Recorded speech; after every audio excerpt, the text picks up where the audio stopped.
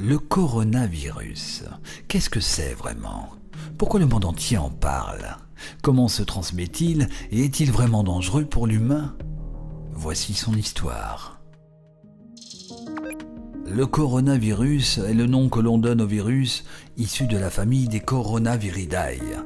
Chez l'humain, le germe pathogène peut entraîner de simples maladies comme le rhume, mais peut aussi être responsable de graves épidémies, comme c'est le cas depuis fin 2019 avec le coronavirus venu de Chine. Mais revenons un peu en arrière, car oui, les coronavirus ont existé avant, et si dans la majorité des cas ils entraînent des infections asymptomatiques ou bénignes, ils peuvent également provoquer des épidémies. Ce fut le cas entre 2002 et 2003 avec le CRS-CoV lié à un syndrome respiratoire aigu sévère. Partie de la province de Guangdong au sud-est de la Chine, l'infection a touché une trentaine de pays dans le monde.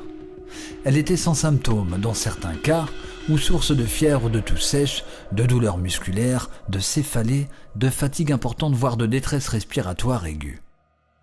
Au total, 774 décès ont été recensés. Grâce entre autres à l'alerte mondiale générée par l'OMS, l'épidémie a pu être contrôlée.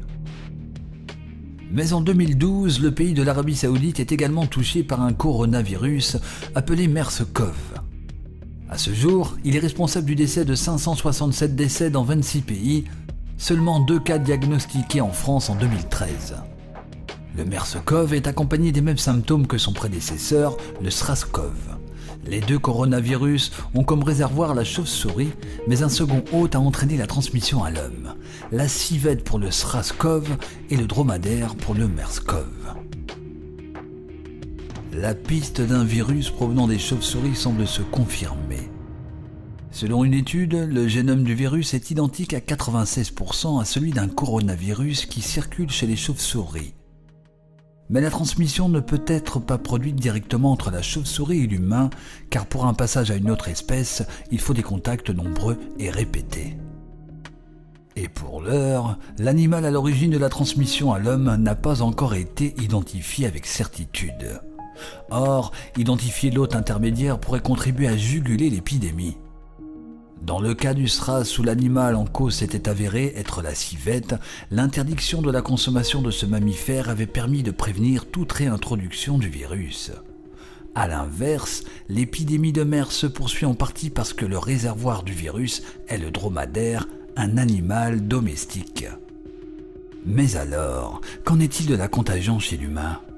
Les premiers cas concernant uniquement des personnes ayant fréquenté le marché d'animaux vivants de Wuhan, l'hypothèse d'une zoonose avait été immédiatement privilégiée et le risque de transmission interhumaine avait été écarté. Mais depuis, il a finalement été bel et bien été établi que le virus se transmettait entre humains. Fin 2019, un nouveau coronavirus est détecté en Chine et nommé 2019 nCoV. Les premiers cas d'infection pulmonaire sont remarqués sur le marché de Wuhan, à l'est du pays.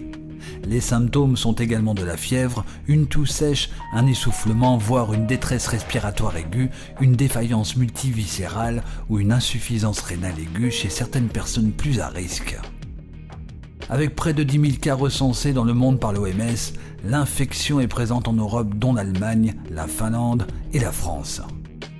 Au 30 janvier 2020, 6 cas ont été répertoriés dans l'Hexagone par le ministère des Solidarités et de la Santé.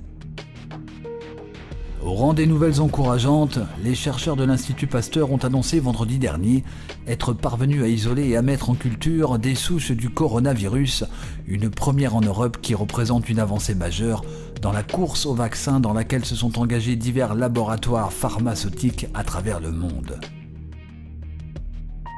Mais même en allant très vite, et je cite, « Aucun fabricant n'est capable d'avoir un vaccin prêt pour l'été, ni même l'automne », a estimé dans la foulée Stéphane Bancel, directeur général de la société biotechnologique américaine Moderna Therapeutics. Or, selon lui, il est très dur de prédire aujourd'hui si la situation va être grave à l'automne ou si le virus aura complètement disparu.